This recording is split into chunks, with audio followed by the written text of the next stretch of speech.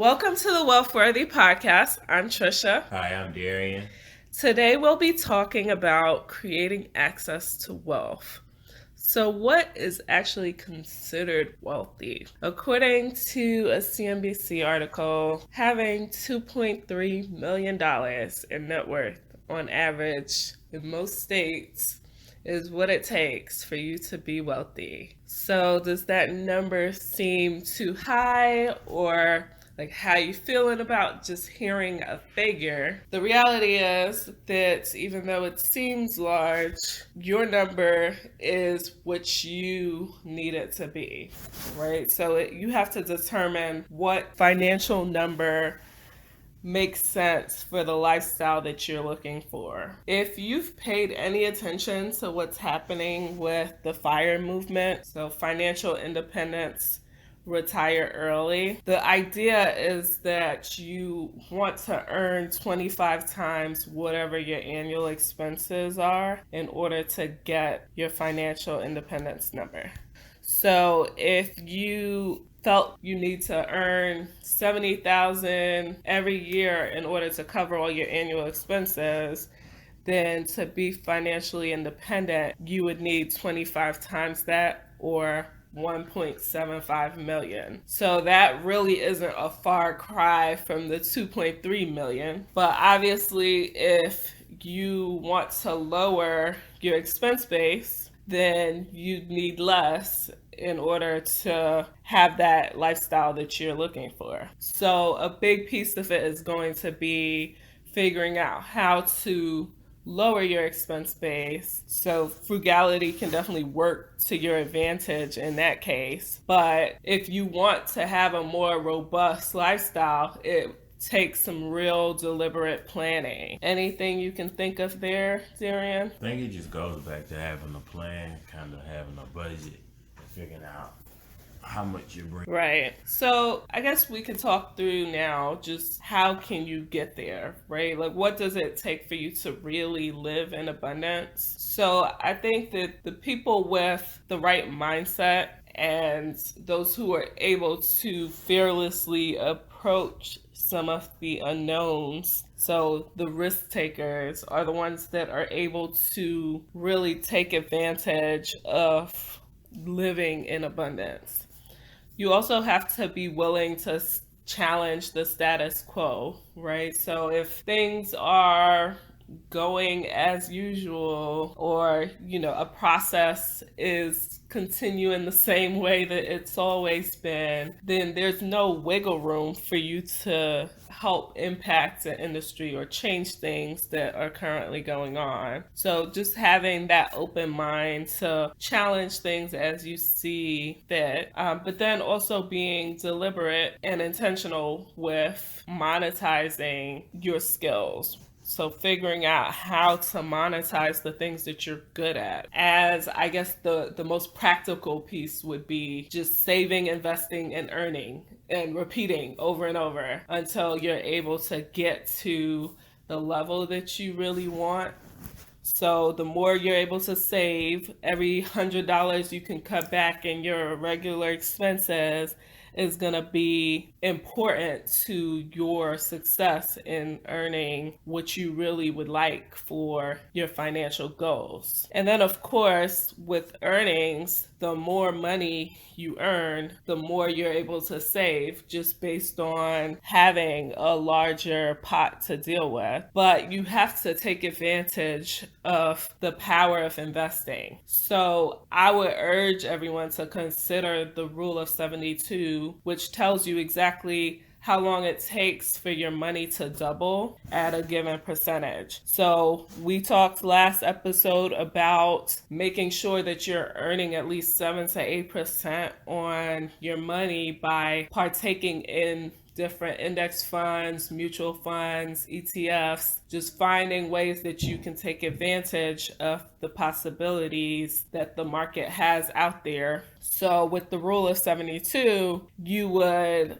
say like, hey, 72 divided by whatever earnings I think I can get tells me how long on average it would take for me to double my money at that rate. So if you were earning 8%, 72 divided by 8 tells you that you would take about 9 years to double your money. So for every dollar that you are saving, just think about that. Like, you could be doubling every 9 to 10 years your money. And obviously it just compounds, which is what really helps fuel that investment so that you can get closer and closer to the number that you're looking for. Then, of course, take advantage of your company benefits. Even though we talk about it all the time and we know what's out there, sometimes people just still aren't taking advantage of the employee match on their 401k. They're not taking advantage of the HSA opportunities. There might be things that your company will pay for that you wouldn't have to pay for just by the fact that they're willing to cover it. So if you can lower your expense base by taking advantage of something they're willing to do for you, that's definitely something to look into.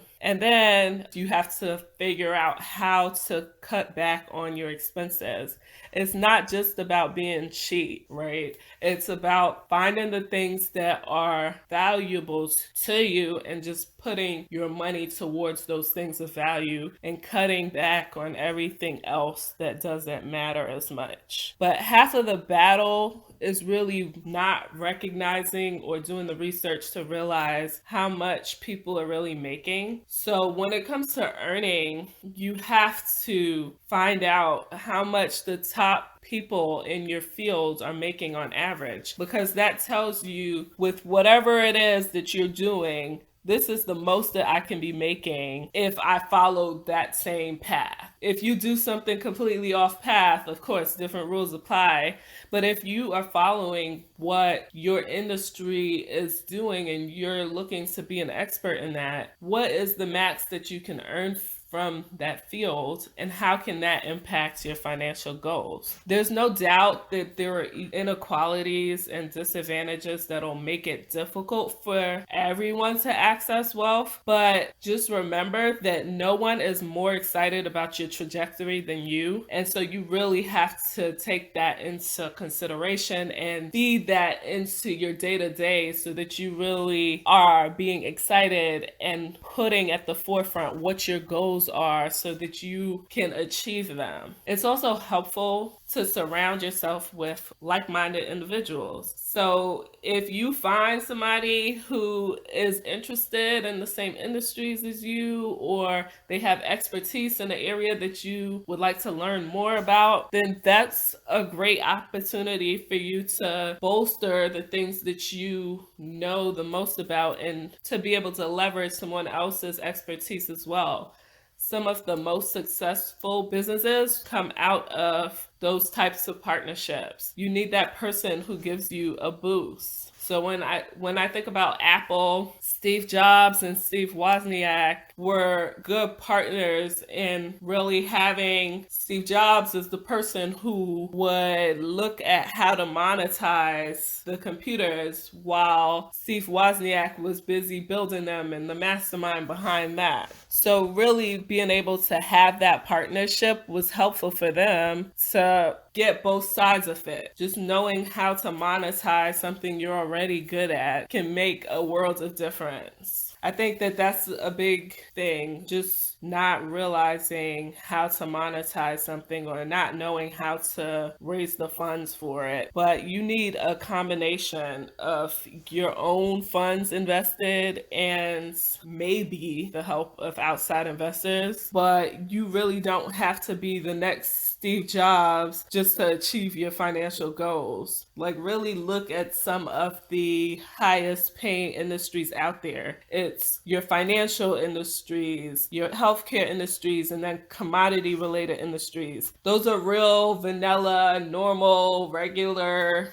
industries that we partake in on a regular basis, but not everyone thinks that, like, hey, this is what can take me to the next level. And you really do need to think about it. Like, hey, how can I take ownership of what I'm doing now so that I can bolster my finances so that you can earn the number that you need? So if you need 2.3 million, you have to really figure out, I need more money. I need to earn more so that I can save enough to invest and get me to that level. So wealth doesn't solely have to be about you. It puts you in a position where you can help others. I think sometimes when we think about access and wealth, there's some level of guilt in there where you don't want to be so wealthy that you aren't paying attention, or you're doing well, but you can watch how everyone else isn't able to partake in the same system, or they're living below the level that you would consider acceptable. And I don't think that you earning more means that you have to ignore what's going on with everyone else. Just look at what the eBay founders did. They were able to gift shares of the initial public offering of eBay to charitable organizations so that the organization would be able to earn as they did, which meant that as the company got larger, there was a more substantial amount of money that the organization was taking from that investment. So there are different avenues for you to consider when it comes to balancing out what wealth looks like for you and how you can use that to help other people. As always, I think mindset really does matter when it comes down to deciding and figuring out what it is that you could be doing in terms of your wealth.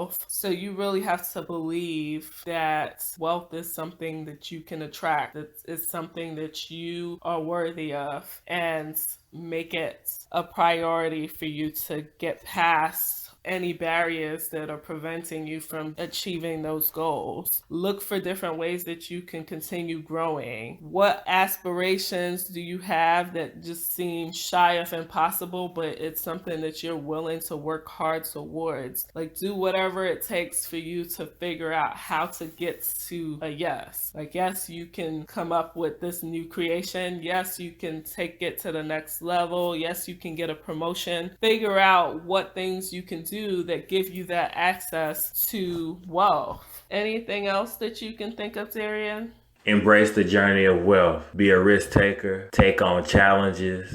Build your network. Understanding that your network is your net worth. Have drive and the fortitude to keep going. Be self-motivated. Have an accountability partner. And do whatever it takes to access the wealth that you know you deserve. Continue to grow each day. Take it one step at a time. And understand it's a process. And be open to new opportunities. All right, so the next thing that I would want to just mention is that in this world, we are in a space where you really have to come to the table with wealth, power, and privilege. So that really does mean something, but you have to figure out how to plow your way to the table. Figure out how to get past your disadvantages. So you really have to create your own lane so that you can have access to wealth. And the best ways, or the key words that you really have to keep reiterating and focusing on is how can I save, how can I invest, and how can I earn. So those three components are really what you have to keep working on so that you are able to get closer to your financial goals. Figure out how to earn more if you feel like, hey, I have an earning problem, I am not making as much as I would like to. What else can you be doing, and how long will you give yourself to get to the space that you want to be in? Don't let the loudest person in the room lead you to believe that they're better than you. You can be just as great if you put your mind to it and you're intentional about strengthening your skills and doing your best work. So even if right now your service offering is mediocre, just getting in the game and beginning to look at improvements for ways for you to get better is a world of difference from just not doing anything and expecting that there will be just an abundance of funds available to you. No one's going to give you money without understanding what it is that you're doing, seeing the passion behind what you're doing, and seeing how you've been putting in that effort. So it's all starting with you, and then people begin to recognize what you have going on. So start by finding out what that number looks like for you so that you know what you're working towards. Once you have a number in mind, it's easier to figure out a plan that gets you to that number. And so let's all take that time to find out what that is, and then we can apply a lot of these principles that we continue talking about and investing our money in vehicles that allow us to continue earning more. So if you're looking for that passive stream of income, you can figure out how to invest your current funds to get you to that space where you can earn passively in whatever industries are important to you. So if you want to do real estate and have tenants so that you can rent out whatever space, the properties you own, that's fine. If you want to flip properties, that's fine. But if you aren't interested in real estate at all, then that's okay as well. You just need to figure out what avenues create that passive income stream for you. Is it dividends? Is it investing in a company that one of your friends is looking to create, or investing in the market? We're looking at tons of companies that are coming out with new ideas that you can partake in, right? Like there are different avenues that you can look at to help get you to that number that you really want. That's it for today. Thank you for joining us this week on Wealthworthy, and have a great week until next time. Thanks. Bye.